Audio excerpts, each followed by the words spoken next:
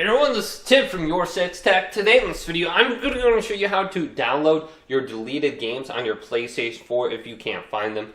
So I'm going to go to one of these games and delete it off my PlayStation. So here's Overwatch. Let's go on over to delete, then go to OK, and we can find this back under our library once we delete it. So it's going to be completely removed from the home screen in that specific folder. Now just on the main bar right here, let's go all the way over to the right to library, select this, and we will no longer find it under here. So what we actually want to do is go on over to where it says purchase down on the bottom. And you can see I have 455 games under there.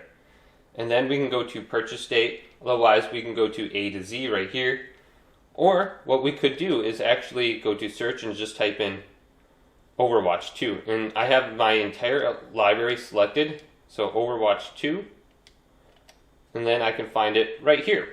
So just make sure your entire library is selected. If you just have it for applications, you won't be able to find it. You have to go to the purchase section right here. So there's Overwatch 2. We can just simply go to it, and then we can download it back to our PlayStation. But if you do delete something, it will be under your purchase section right here. You should be able to find it.